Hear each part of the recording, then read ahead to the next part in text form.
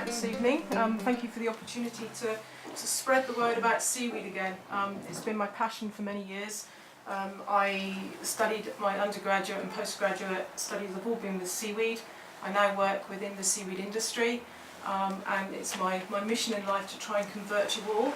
So if you go home tonight at least having tried some seaweed, and maybe you'll go home and try some recipes or try incorporating some seaweed into some of your everyday food, then I would be absolutely delighted. Can you all hear me okay out there? Yeah. If you can't hear me, just wave. And please, at any time, just stop me, ask questions if you want. It's very informal. You'll be asked to participate because I've got some seaweed here for people to try. So, yeah.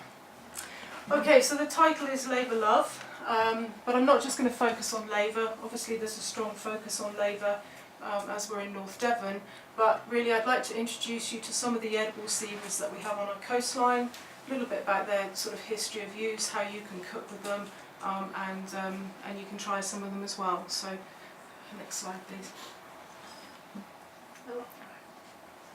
So you might be wondering why we're talking about seaweed as part of a Fishtival series of talks.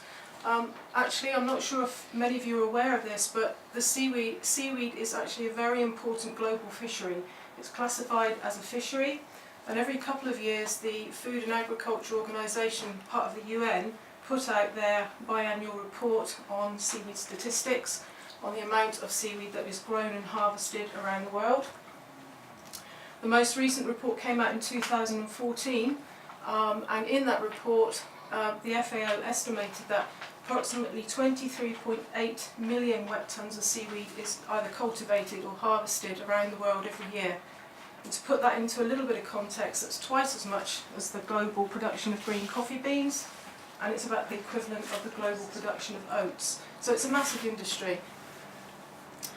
Approximately 9 million of that is eaten directly as sea vegetables, most of that in Southeast Asia, and the rest of it is used for other food products. You may well have heard of things like agar, alginate and carrageenan, which are food additives that are extracted from seaweed, and also seaweed is used a lot in horticulture, in animal feed, and increasingly more in cosmetics and in pharmaceuticals, yes, and also a lot of biotech applications. Now you've probably heard of the big push to find alternative energy. A lot of seaweed is being looked at for biofuels. So most of this seaweed is actually cultivated in Southeast Asia. A little bit of it is still harvested from wild stocks, but the global demand now far outstrips our supplies of seaweed, so we have to cultivate this seaweed, mostly, as I said, in Southeast Asia. Yes, and in comparison, the UK seaweed harvest is only 6,000 wet tonnes a year, but still, it's a thriving industry, and we're known to be one of the more, I should say, adventurous industries within Europe, and hopefully I can demonstrate further on in the talk how we are producing quite a lot of new food products with seaweed in, and there's been like a rejuvenation really in the use of seaweed in the UK. So, despite our proximity to the coastline, and also we have a very long history of eating seaweed. You're all very aware that Laver has been eaten around the coast here and in neighbouring coastlines in South Wales as well. The seaweed industry here is still very small. There used to be a Laver Day in Appledore. I believe it's not on anymore, which is a real shame. However, this year we had the first seaweed festival in Clovelly. I don't know if any of you went to that, but it was a great event, really enjoyed it, and it was successful enough they're going to run it again next year, so look out for that one.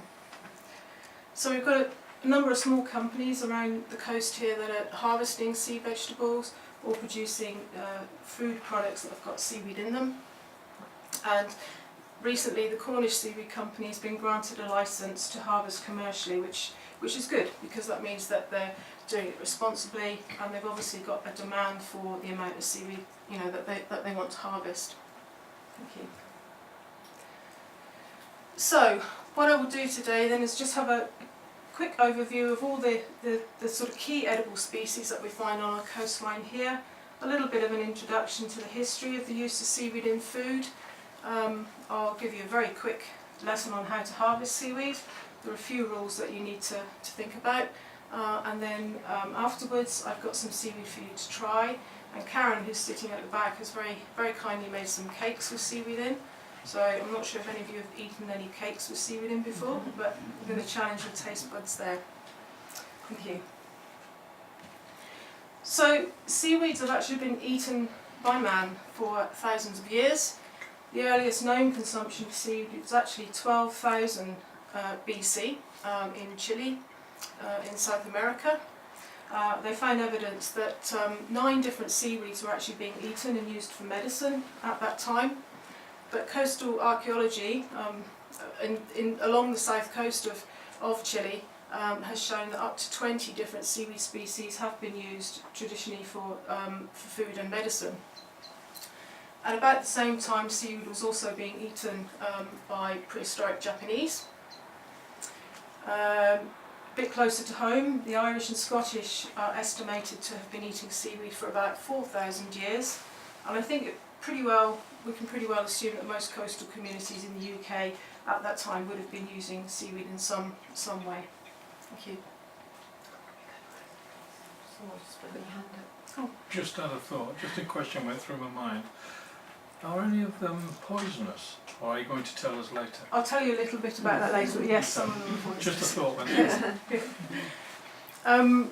Yes, the medicinal uses of seaweed were recorded in ancient Egyptian chronicles about 1500 BC. And I think one of the most famous records of the use of seaweed here was taken from Ireland, and it was a poem that was attributed to St Columba, all about collecting seaweed for the poor. So the Irish monks used to collect seaweed in their spare time and then give it out to the poor people. Seaweed's also been mentioned in the Icelandic sagas of the 10th century, and we know that it was a prized commodity amongst North American Indian tribes who used to trade it for other things.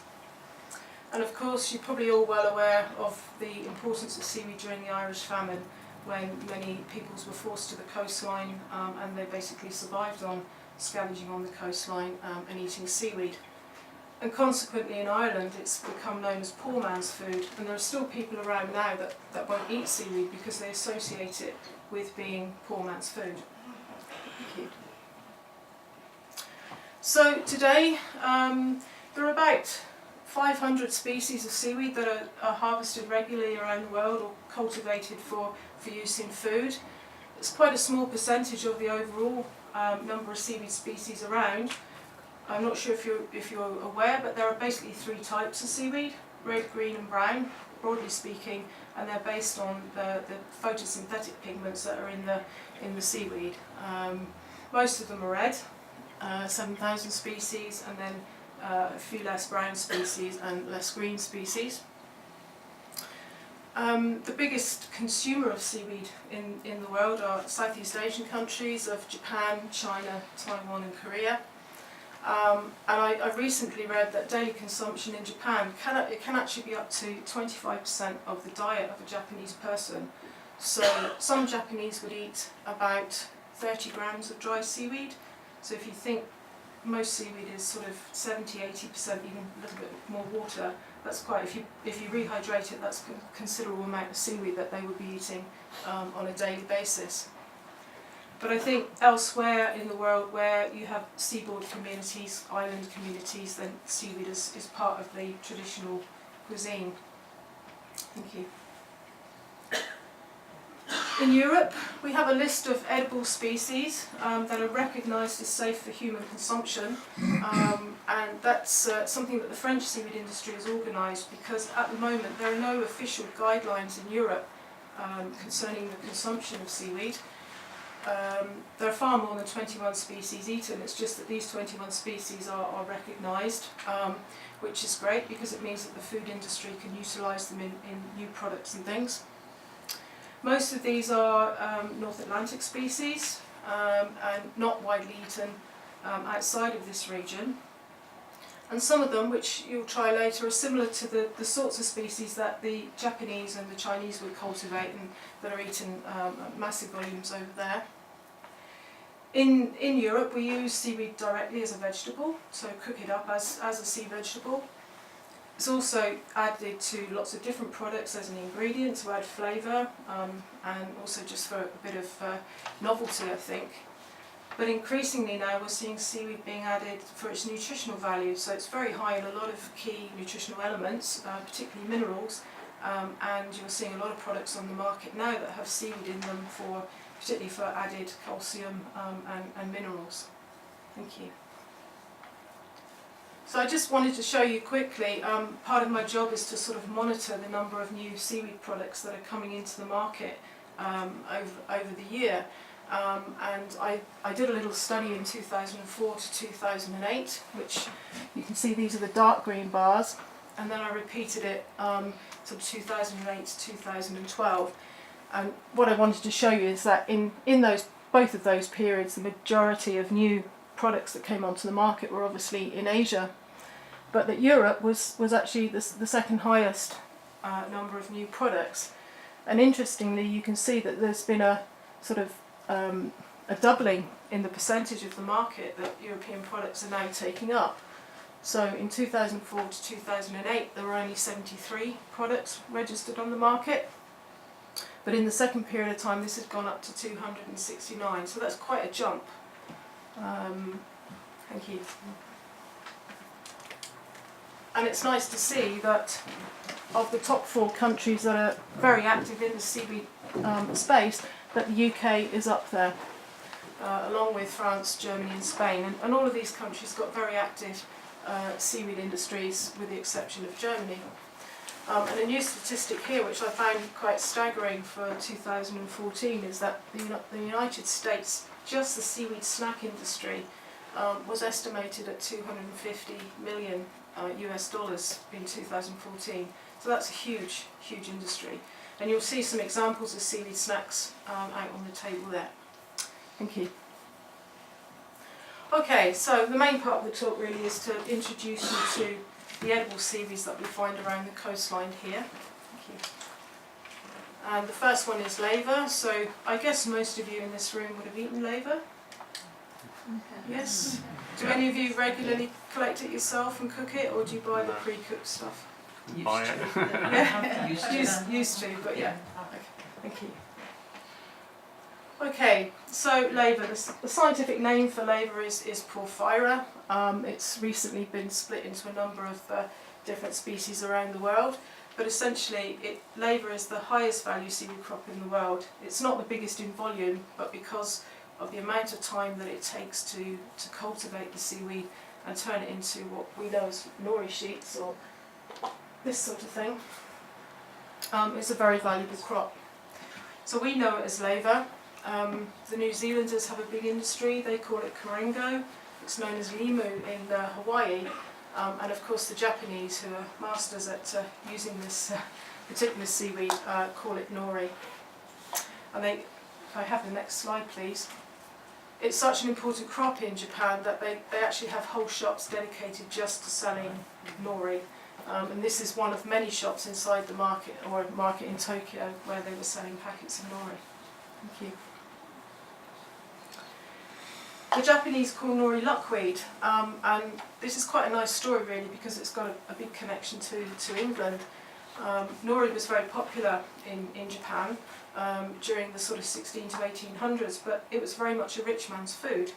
It was very expensive and most people couldn't afford to eat it. And when mass production came in the 1800s, quite often the nori crop failed.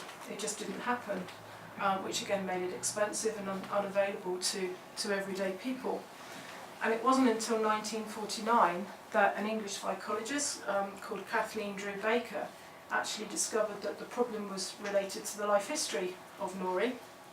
And she cracked this using a series of seawater tanks that her husband had set up for her in the back garden, because she used to work at a university in the UK, and at the time when she got married, of course, women had to give up their jobs at university.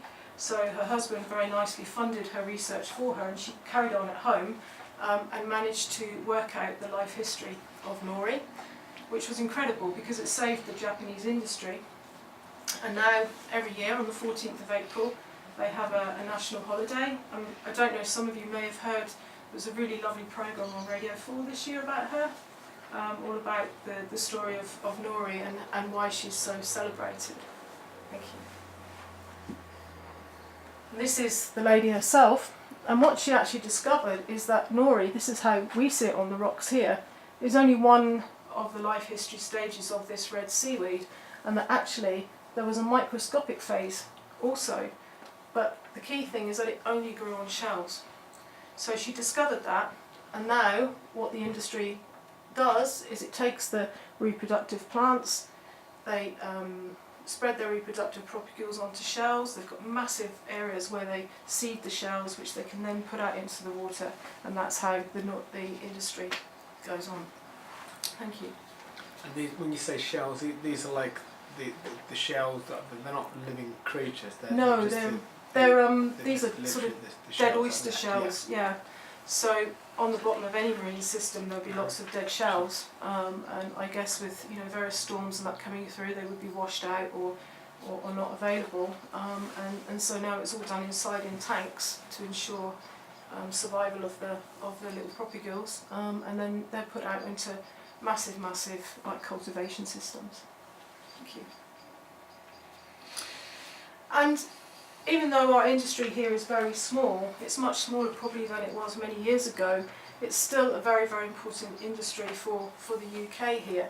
And I've sad to say I've pinched these photos from the internet, but they show traditional seaweed drying huts in South Wales. I don't know if any of you have seen them. And I'm not aware if we had similar structures over here. Don't think so, but I think it's lovely. But one of the things we did have here in North Devon was an active sort of basket making industry, and making the seaweed baskets, or the mawns as they were called, for selling seaweed in the market was very important.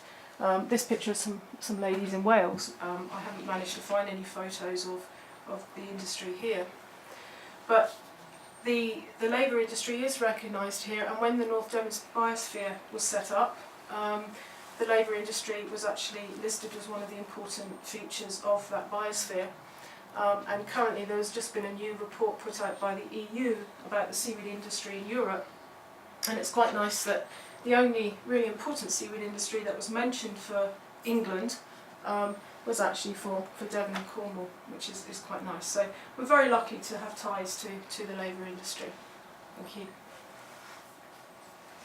Okay, so cooking with laver, I guess most of you have done this at some time, but I think one of the reasons why laver is such a nice seaweed to cook with is that it can be very high in protein, up to 40%.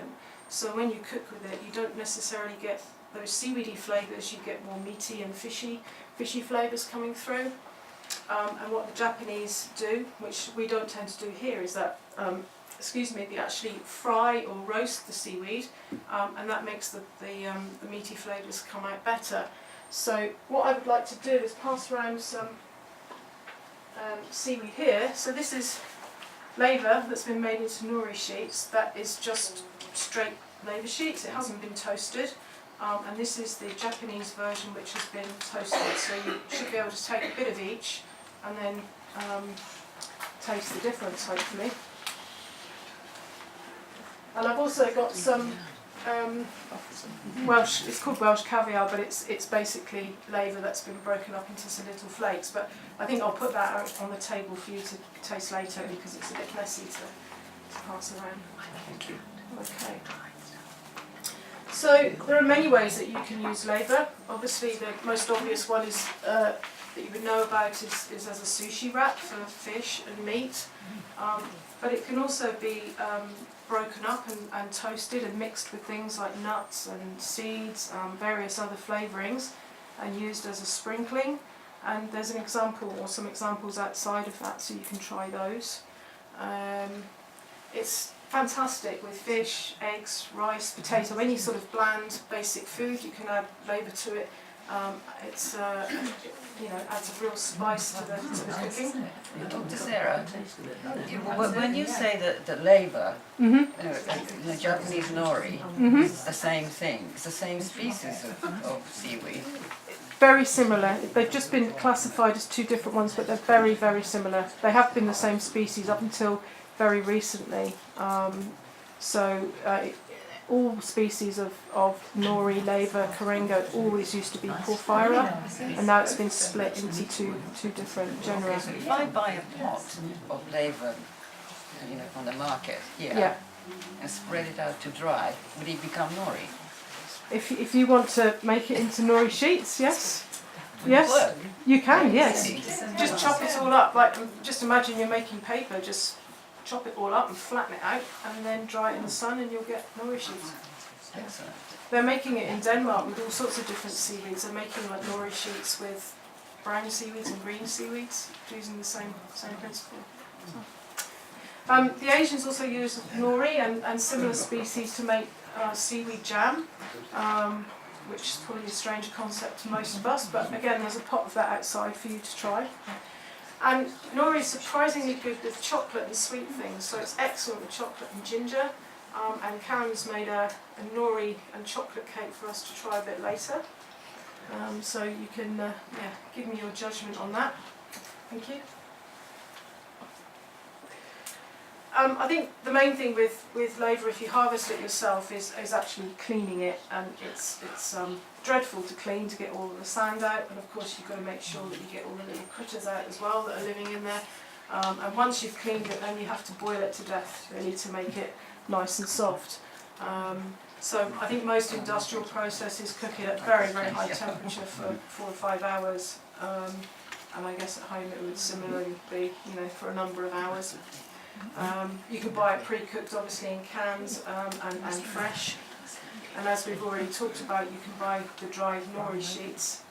And if you want to use the nori in a non-sort of sheet format, then it's really easy just to soak it and mash it up and then mix it in with your various foods. Thank you. So just a few examples of different products with nori in that you can buy. There are hundreds, thousands probably of nori, and I've just selected some that are relevant to us. Obviously there are a lot of Welsh products on the market. This company, the Pembrokeshire Beach Seafood Company, are selling some really nice biscuits, and also black butter, which is a very traditional UK dish. It's basically butter that has been melted down with laver inside and other seasonings if you want, and it's used for cooking fish or for spreading on meat, things like that. Absolutely delicious.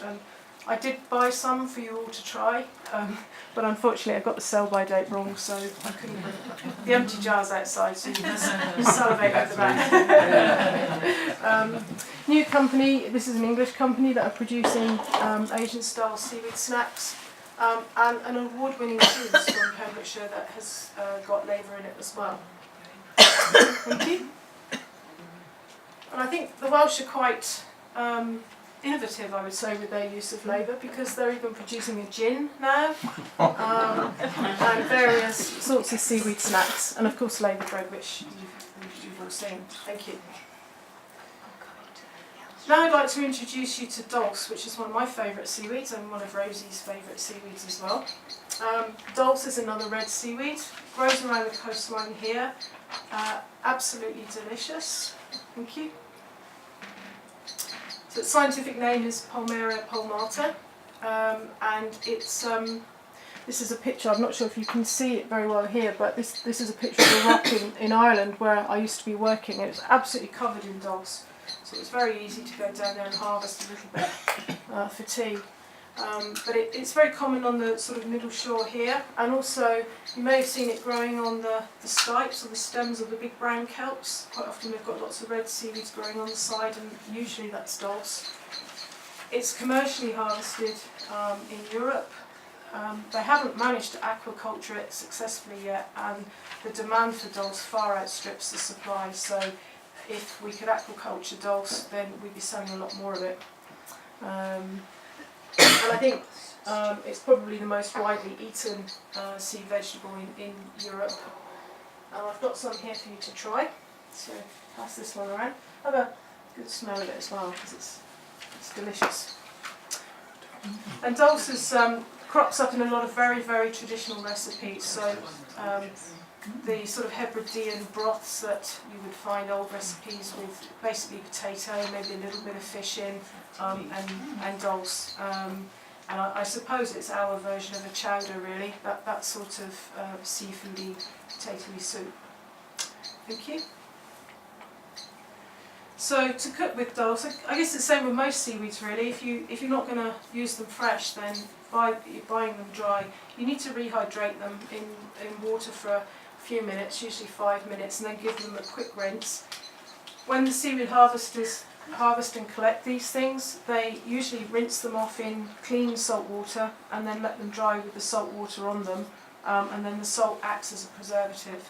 So this, you probably tasted a lot of sea salt on these seaweeds I'm passing around, because they've been dried with the sea salt on them.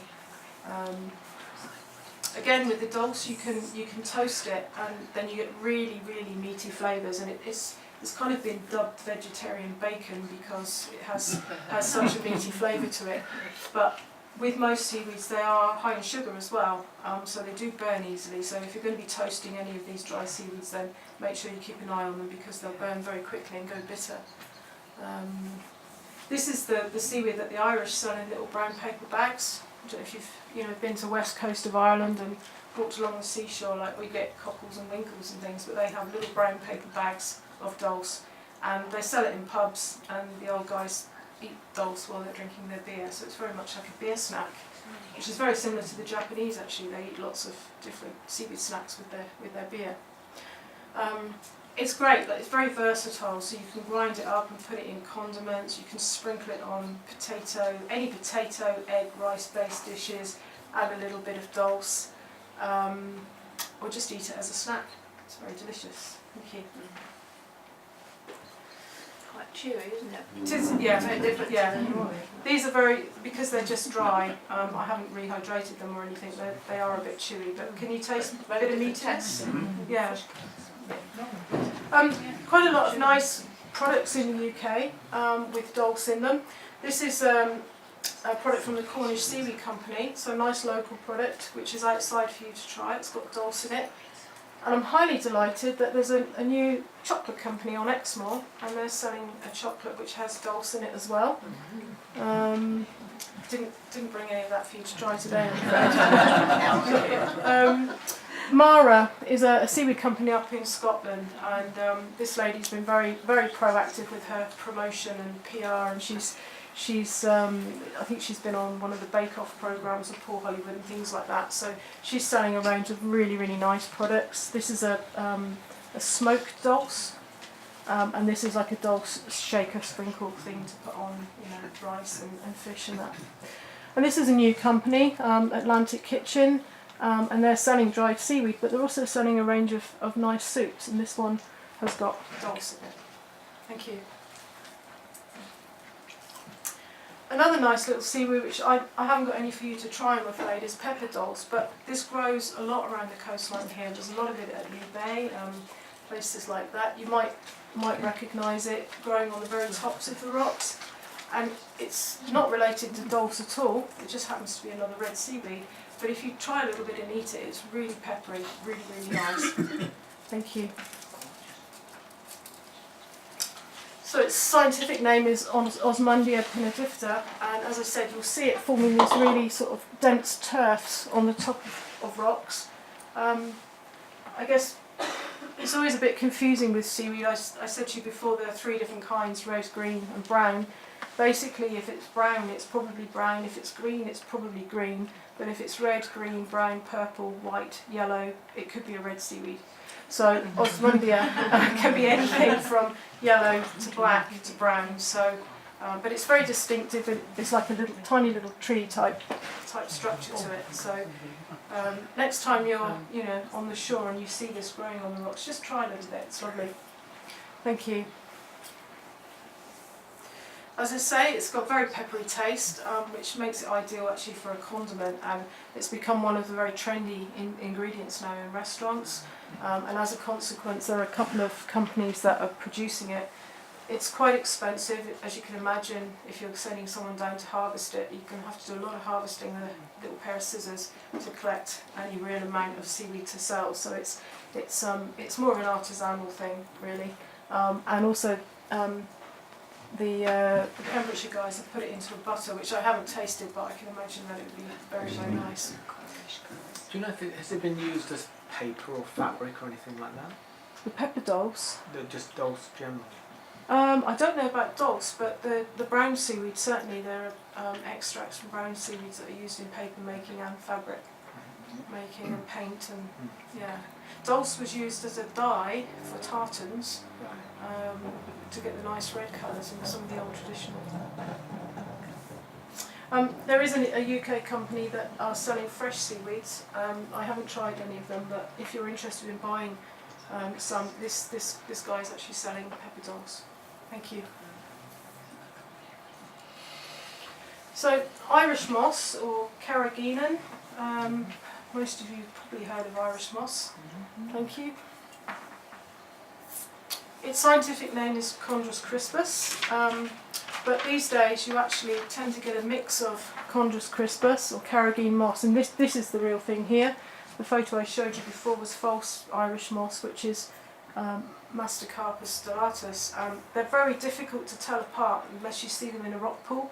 If you see them in a rock pool, then you can tell because Chondrus crispus has this blue sheen to it. It's iridescent and it sort of sparkles under the water. It's one of the most commercially important seaweeds in Europe because it's been harvested for many, many years for its extract of carrageenan, which is a gelling agent that is used in many, many, many food products. It's sold as a food additive now, but traditionally people would use carrageenan to thicken their foods. And you can have a look at this later, but I boiled this up earlier on, and you can see it forms really, really thick jellies. So it's extracted now on a commercial basis, but the Irish still use this a lot as a traditional gelling agent. A lot of vegetarians would use it, and you can find it in health food shops as carrageenan. There used to be quite an important industry in both Ireland and France in harvesting this, but now most carrageenan is actually extracted from tropical species of seaweed, so the chondrus industry has somewhat shrunk in size. Thank you.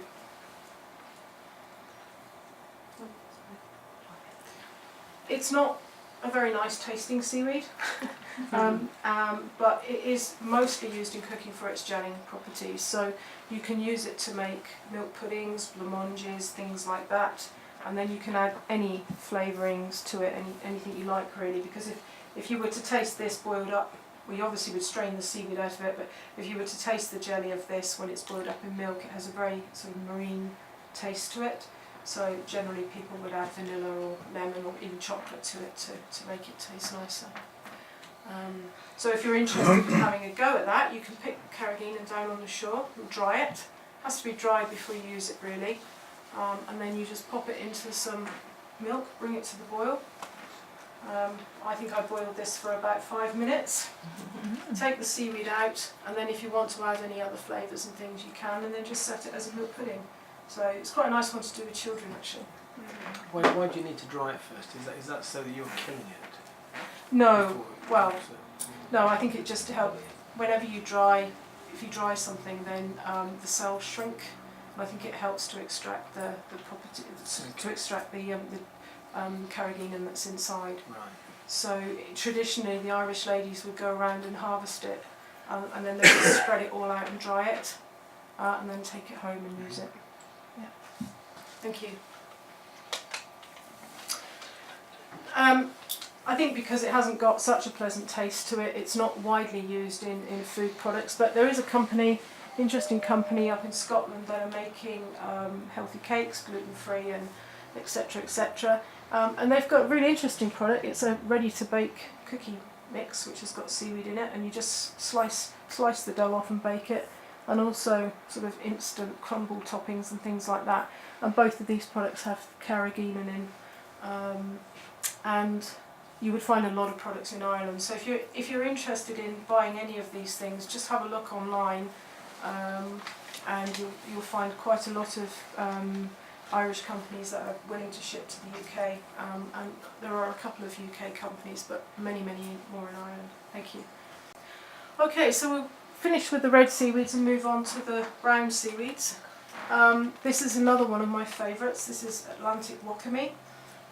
It grows around the coastline here, but not so much. It likes very clean, rough water, so we don't tend to see it in the sort of bays and inlets around here so much. Go to the next slide, please. Its scientific name is Alaria esculenta, or more commonly it's known as dabbalox. And we call it wakame because it's very similar to the Asian wakame that you may know from miso soup. I guess many of you have eaten miso soup. You know the bright green seaweed at the bottom of it? That's wakame, which would be this species here, which is a Japanese seaweed. It does grow in Europe now because it came over in the ballast water of ships and took hold on our coastlines, and it was considered to be a pest for a long time as an invasive species.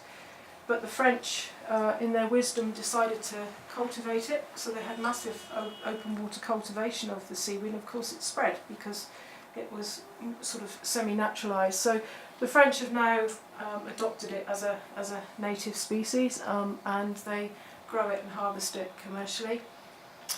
I've got some here for you to try. This one, it is quite chewy, so take a piece and just break off a little bit.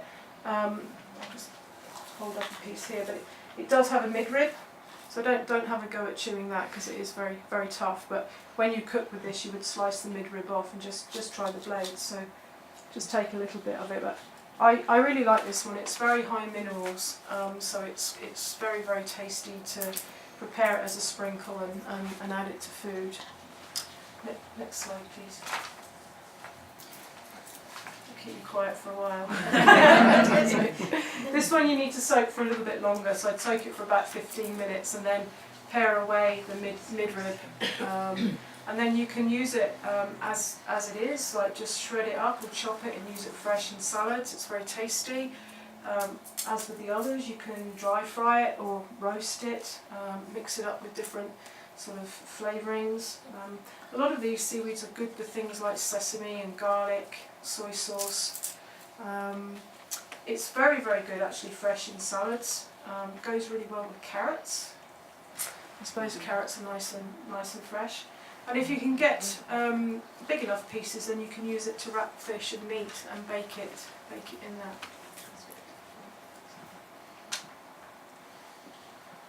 Next slide, please.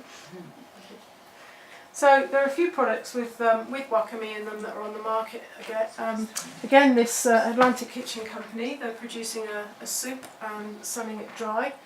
And this is a product that I helped to bring to market with a project that I had. And the project was looking at reducing the amount of sodium or salt that is used in food products with seaweed, because seaweeds are naturally high in all sorts of minerals, not just sodium, so they're high in potassium, magnesium, calcium, and you can actually use seaweed to replace salt. So we took a whole range of traditional products that are very high in salt, and we substituted the salt out for seaweed, and we came up with dukkha, which I'm not sure if any of you have eaten dukkha. But it's a North African condiment. It's sort of it's ground up seeds and nuts with spices, and traditionally it has a very high level of salt in it. So we managed to take all of the salt out and just put seaweed in, and now it's being sold in a range of shops in Ireland. And it's quite common now actually for seaweed to be used as a salt replacement ingredient, and I'll show you some more examples later on. Thank you. Kombu, kelp. Have any of you eaten kelp?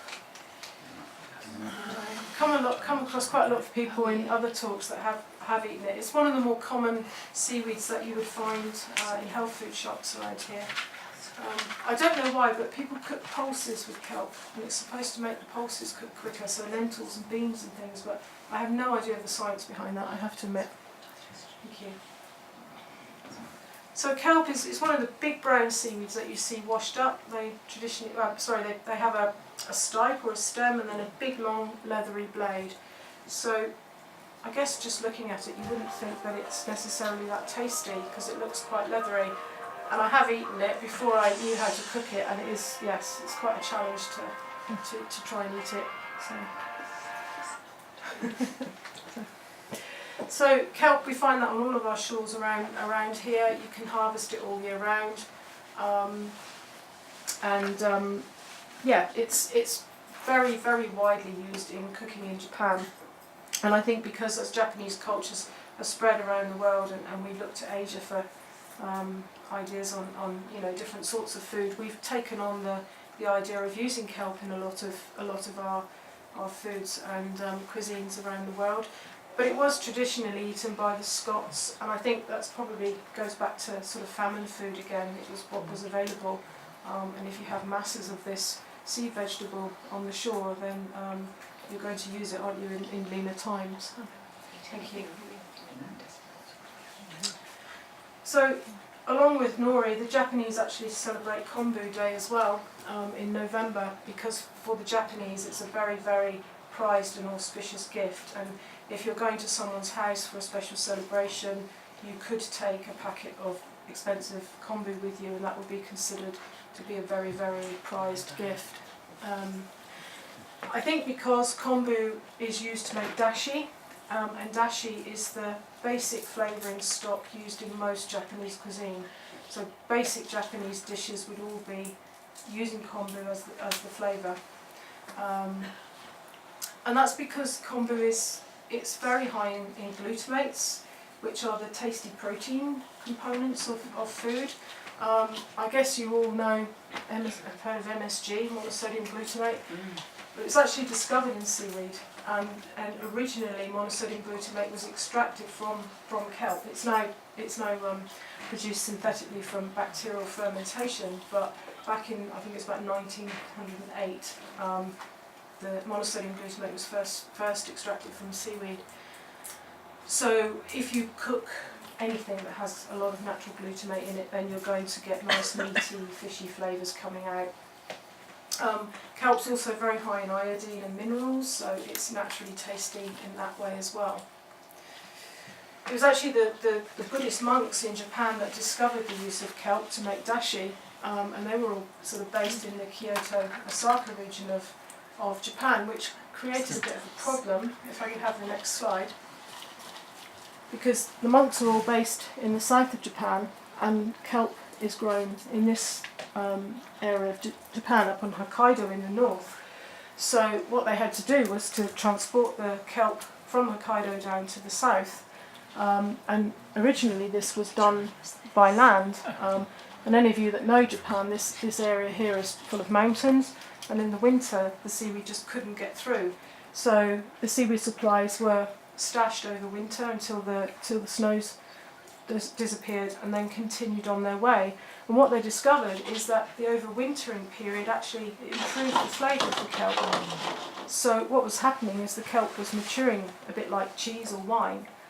So nowadays, even though the kelp shipped by sea these days, they still have this traditional maturing process where they expose the kelp to different temperatures and humidities in a cycle to promote the maturation and the development of the flavour. And the more mature a kelp, then the more tasty it is, and the more expensive it is, and the more prized it is. So there are lots of different grades of kombu that are used in Japan, and they're all used for different purposes in cooking, depending on the strength of their flavour. Thank you. So if you want to have a go at making some dashi yourself, then I would suggest that you harvest some kelp and dry it for a while, and just leave it in a cool, dry, dark place for as long as you can. And then you can take out a small piece and put it into some water and bring it up to the simmer. Don't boil it. If you boil the kelp, it will go very, very bitter because of all the mineral content in there. You don't want that, so just bring it up to the simmer, and just before it starts to boil, take the kelp out. If you want to, you can add some shiitake mushrooms in, which will give it a nicer flavour, because there's a synergistic reaction between the kelp and the mushrooms which improves the flavour. And the Japanese also add something called bonito, which is like a dried tuna flake.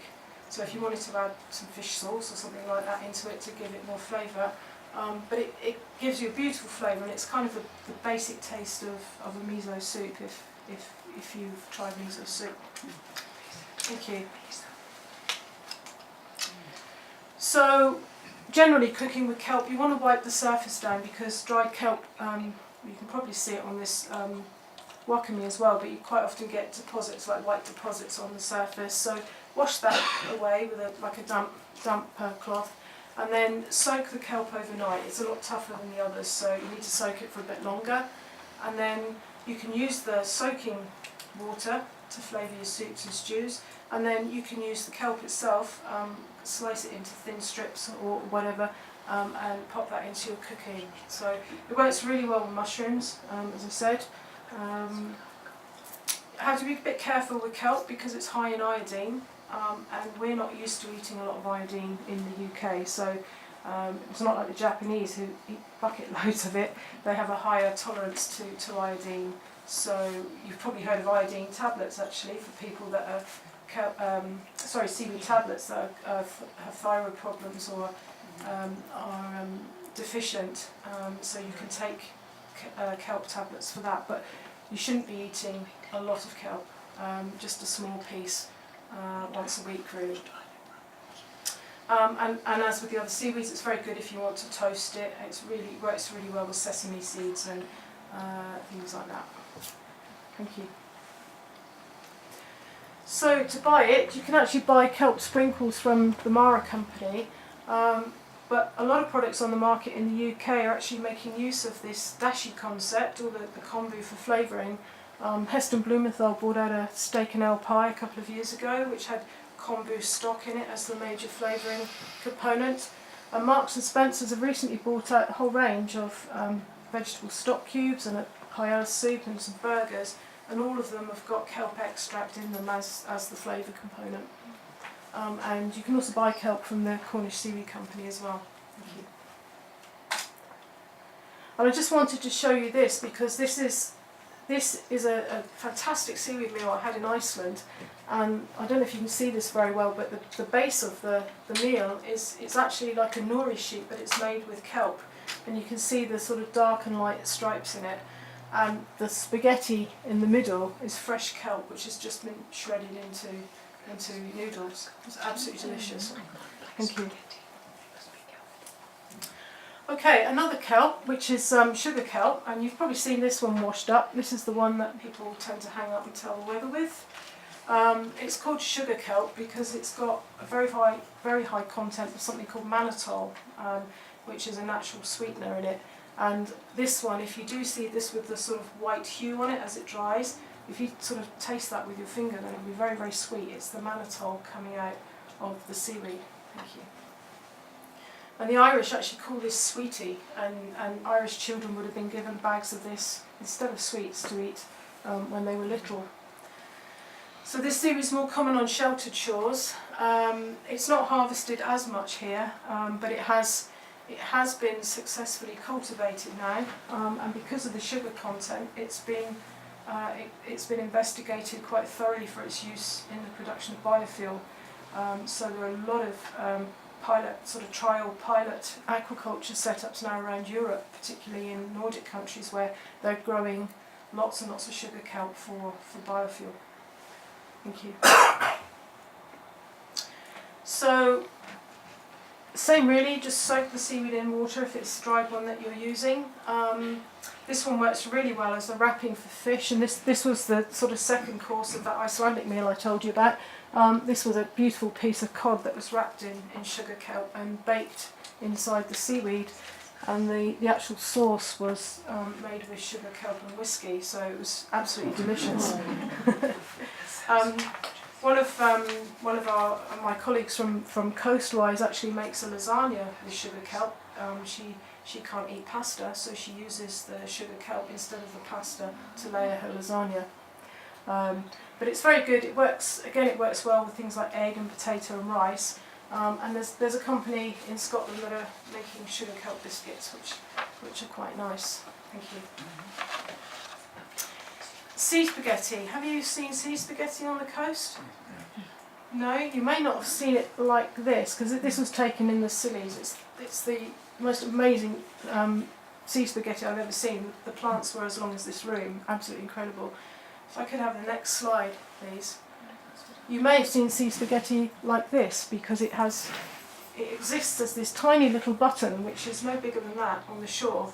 From that tiny little button, you get these massive, big, they're reproductive structures that come up, and they would grow this length in a summer. Absolutely incredible. And that's the bit that you eat. I've got some here for you to try. So I've actually rehydrated this one for you because it's pretty tough when it's dry. So I cooked this just before I came here, so have a go at that.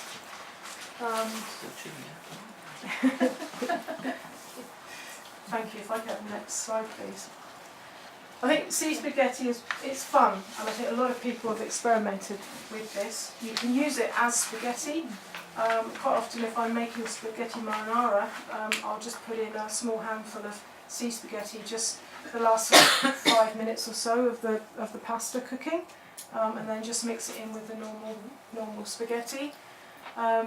This is very young, so it's very soft, but the older plants tend to be a lot crunchier, and the French call them sea haricots because they're very much like green beans, and they have the same texture as green beans when they're a bit older. It's very popular just as a preserved vegetable, so you quite often get cans or tins of this preserved in brine or vinegars. I bought some last week, some spaghetti, seaweed, but it was just like spaghetti, but it was much, much thicker than that. Yes, that's very young. Would it be the same plant then, the sea spaghetti? I think so. I've got some packets outside, so if you have a look at those, normally it's about this fat when you buy it. It's tough stuff, you know. Yeah, it is. Until it. Yeah, and it's sort of normally runs up like that. That's right. Yeah, it would be the same thing. Yes. Thank you. If I could have the next slide, please. I think because it's actually got it's very juicy and crunchy normally, so you can mix it with anything. And it's actually one of my favourite ingredients in a fruit salad. Now that sounds a bit odd, but I have some recipe books to show you here, and if you're going to invest in a recipe book on seaweed, this would be a very good one to have. A lady called Granny Rattigan, and she has a recipe in here for a winter solstice fruit salad. So it's made with all sorts of yummy fruits like figs and cherries and apricots, so quite strong tasting fruit, and then it has kirsch and other awful things in it, chopped up sea spaghetti, and the sea spaghetti is really crunchy and fresh and juicy, so it works really, really well. But you can have a look at this later. It's good in condiments, it's good in sauces. A lot of companies in France and Spain would be producing sort of shellfish and fish preserves, and most of them would have sea spaghetti in them just to give a bit of texture, I think. Thank you. And as I said, this is the winter solstice sea salad. Fruit salad. You can probably just see little bits of sea spaghetti here, but I have a colleague in France that candies the sea spaghetti, and then she dips it in dark chocolate, and it's just the most delicious thing ever. So yes, I asked her if I could use this photograph for the talk, and she said it's about time I should be producing this for myself, so I should be really. And this is a recipe that I found which I thought was intriguing. It's actually red seaweed. I don't know if you can see it very well, but it's been made into the shape of a bird's nest. It's coated in chocolate, and then it has ice cream in the middle. So I was thinking that I could do that with sea spaghetti, so I may well try that for my next dinner party. So thank you. So there are a few sea spaghetti products around in this country, lots more in France, and you can order lots of these things on the internet. and there are companies that, there's a company in Plymouth actually that supplies a lot of French products with seaweed in. Again, the Atlantic Kitchen are producing a soup, and I don't know if you remember a few years ago Lloyd Maunders produced a whole batch of different seaweed sausages. They produce a pork and laver one, which is obviously very common. I'm sure most of you have eaten pork and laver sausages from the butchers around here, but this particular one had sea spaghetti in it. Thank you. Just to say a little bit about the wracks, these are the seaweeds that you probably all know. These are the seaweeds that cover most of the rocks on our beaches around here. We have channel wrack right at the top of the shore, and then bladder wrack, you'd all know bladder wrack probably, and then egg wrack, which is the sort of yellowy green one a bit further down the shore. Not particularly tasty, I have to say, because they're really, really tough. This one, if you get nice young plants of this one, then it could be very much like the texture of the sea spaghetti that's coming around now. But generally, most of the industry where they're harvesting wracks in the UK all goes for animal feed and for tomato feed, and you've probably seen grow bags now with seaweed on the side, and a lot of seaweed extracts are made with these species for horticulture. Thank you. But I wanted to mention them. Sorry, have the next slide, please. I wanted to mention them because they are being used more and more now as salt replacement ingredients, as I mentioned before,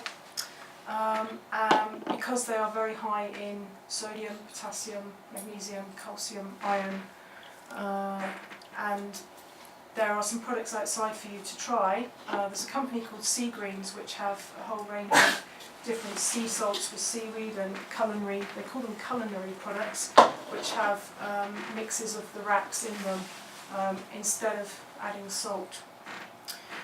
So you can, as I said, you can use these things. If you can use the young tips of them in salad, then they're very crunchy, but they do have a very marine taste, so it might not be everybody's cup of tea.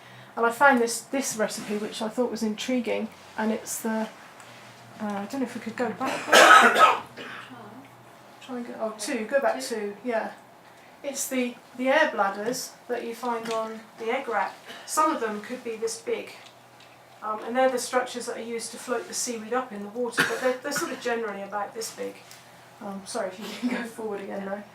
And this chef has taken those air bladders, he's stuffed them with various things, put them in a tempura batter and fried them up. So I think he might have cracked it really, because I've been trying for years to make egg rack edible and I haven't really succeeded.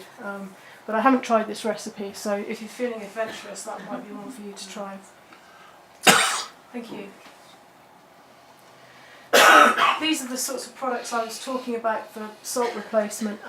There's a company up in Scotland on the Hebrides that are producing food grade seaweed powder. It's used in the sea green products, and there's a whole range of artisanal products coming out of the Hebrides now, biscuits and salad dressings and things with it in. I'm not 100% sure if it's the Hebridean Seaweed Company or a similar company, but seaweed is actually being used in very mainstream products now. So bachelors are using it in soups. This is a pasta sauce mix which has got cheese and broccoli in it, and if you actually look at the ingredients it does say seaweed, which is really nice. So I think they're reducing their salt by about 25% by adding seaweed. So that's really good. That's really good. Thank you. And there's also a company on the Hebrides that are producing really delicious biscuits. This is shortbread and oat cakes, and also some water crackers with ascophilament, which is nice, and beer. So this is a Scottish beer again, but it's actually somewhere in the process they've added bladderwrack to it to apparently add some flavour. I'm not a beer drinker, so I haven't tried it, but friends of mine have, and they said it's got a slightly sort of marine-ish flavour to it. And there's also a bottle outside from the Clovelly Festival, because a local brewery made some seaweed beer this year for the Clovelly Festival. It's empty, I'm afraid, so you can't try that one. Thank you. Okay, so this is the last seaweed to talk about really, sea lettuce.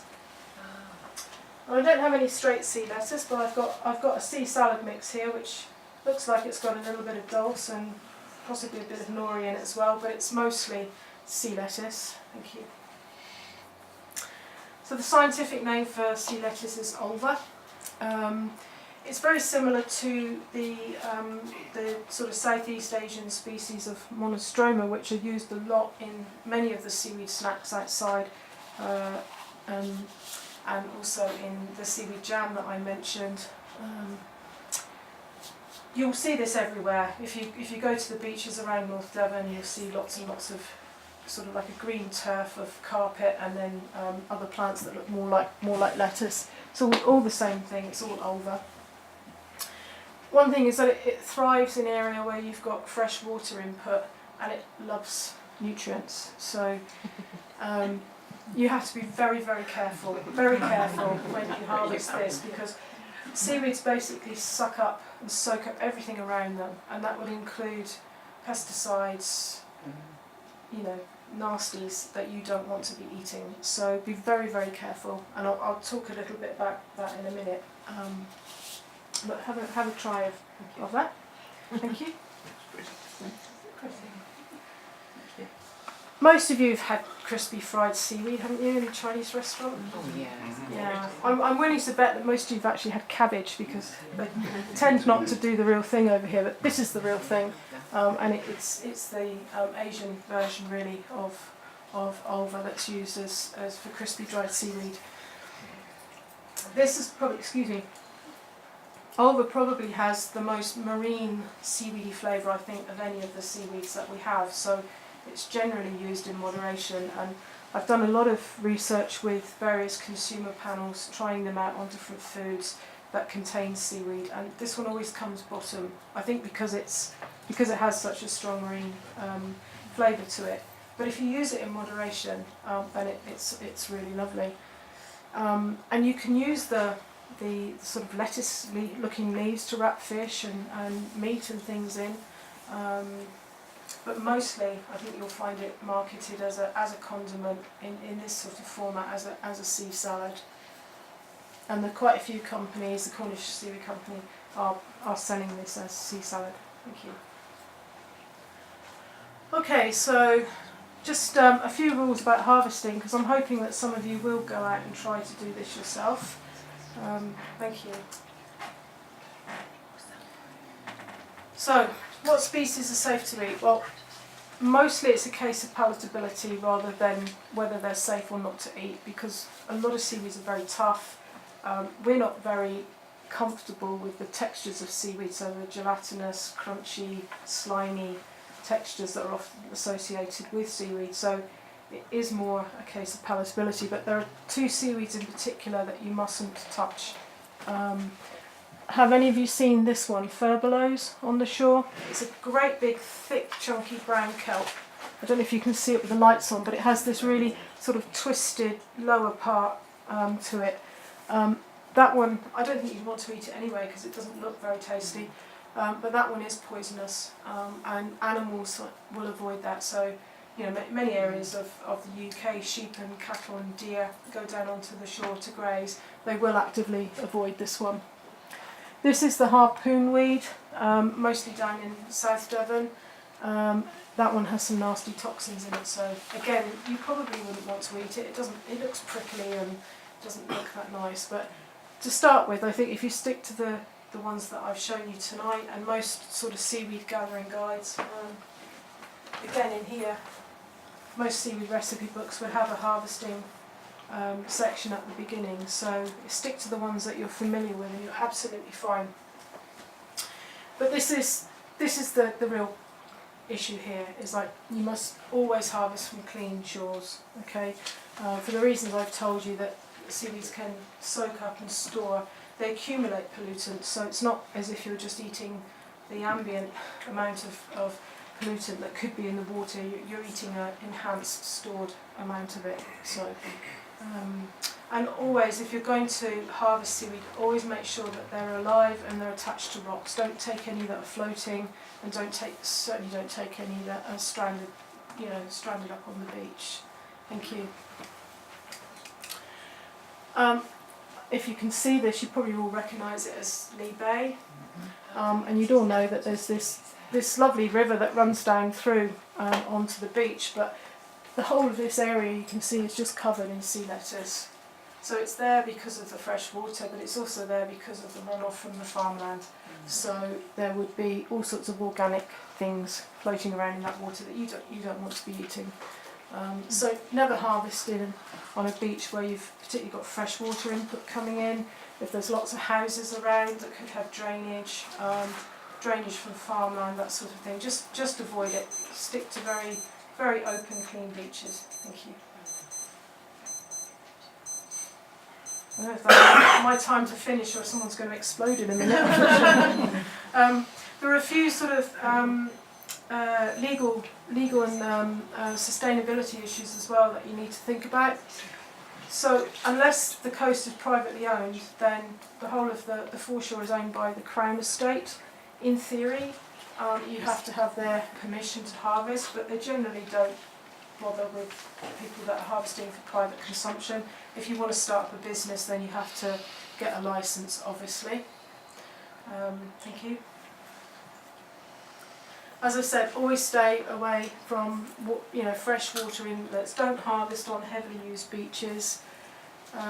Don't take anything from upper shore rock pools because they have, they're not flushed by the sea that regularly, so all sorts of things can accumulate in those. Be very careful because seaweeds are home to lots of small creatures. I should ask if anyone here has an allergy to shellfish or crustaceans or anything. Because quite often you get tiny crustaceans caught up in the seaweed. So you have to be aware of that. And also be very careful on slippery rocks. There's a number of people that have taken a tumble collecting seaweed. And seaweeds do decompose very quickly, so you either have to dry them or pop them in the fridge when you take them home. Don't leave them sitting around, particularly in a plastic bag or something, because they'll start to break down. And they won't taste as nice, and also it's not so good for you. Thank you. And I guess the real key thing is only take what you need. Don't ever rip the seaweeds from the rocks. Always take a pair of scissors with you. I've just given a few examples here of a typical red seaweed. You just want to take no more than the top 2/3, so always leave a third to regrow, because if you rip it off at the base, then the plant is dead and it won't regrow. So just take your scissors and trim a little bit off the top. I always take a little bit from here and there, never sort of go in and cut a whole swathe from one particular area. If you're sensible, then it will regrow. With the wracks, the brown seaweeds, their growing points are at the tips here. So again, if you just cut maybe the top 2/3 or the top half, they will regrow. And in all the commercial industries, they've got very strict cutting rules, so they're only allowed to harvest so much of the plant, and they have fallow periods, so they can only harvest in one area for a certain period of time, and they have to leave it to regenerate. With the big brown seaweeds, the kelps, they basically have a growing point here. So if you cut below that, you've killed the plant. Okay, so again with the kelps, just cut the tops and then they're free to grow up again, and they will resprout the next year and grow again. Okay, and I think that's it really. So yes, if anybody has any questions, then... Is samphire related to seaweed or?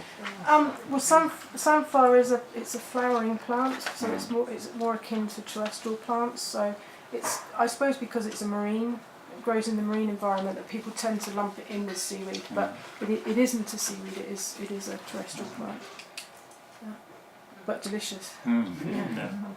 It's all, some people call samphire sea haricots as well. So sometimes it can get confused with the sea spaghetti. Is there a vast difference in the mineral content of different seaweeds? It's not huge difference. Some of the red seaweeds have a calcified outer shell, and you can get calcium supplements that are made from seaweed, and they have, I think it's like about 30% calcium, which is much higher than the others. But in general, they're all More or less the same. Yeah.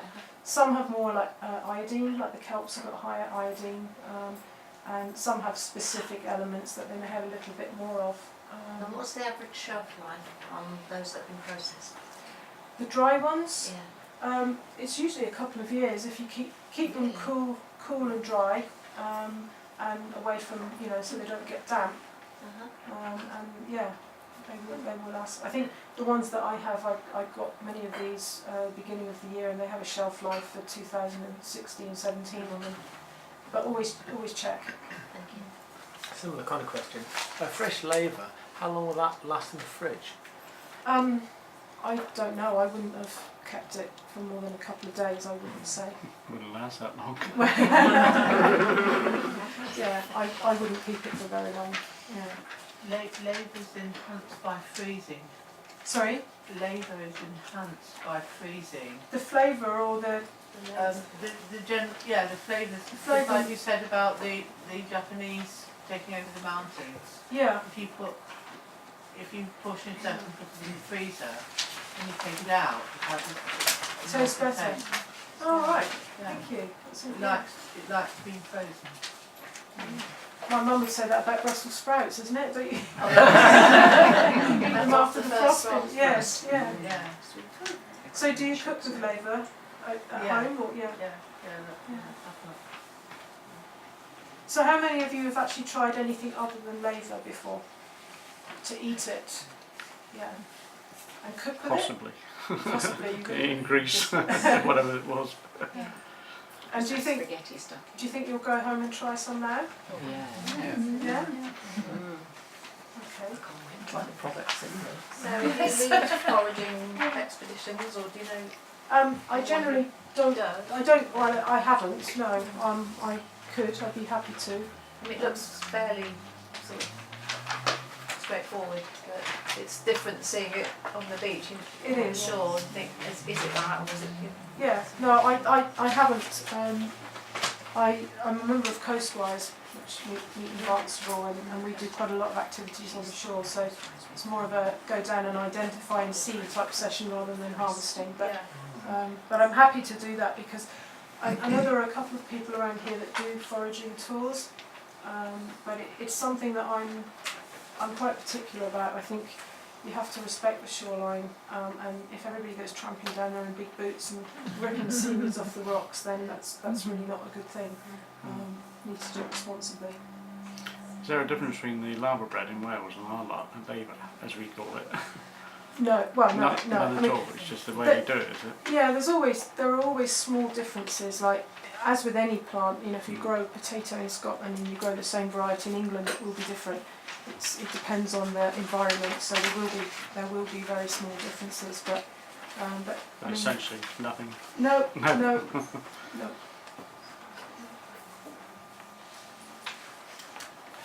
Can you soak the dried seaweed in only in water? Could you use other things? You could use anything really.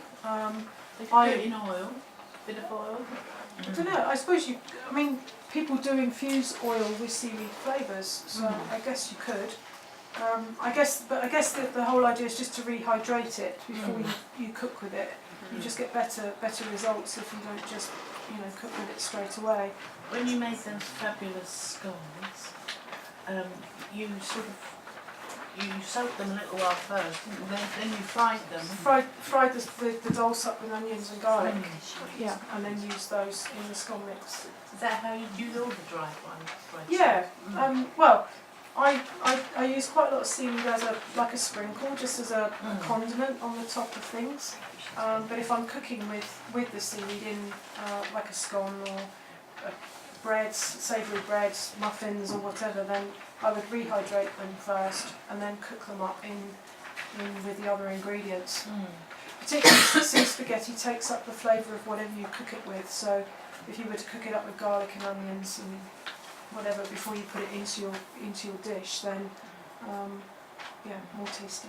That was lovely, that spaghetti, wasn't it? Yes, I've tried that before. that's good. Okay, well thank you very much. Just asking you just to sit still for a moment because we just want to move the projector before everyone rushes out for their cup of tea. But yeah, we'll see you Thank you outside. very much.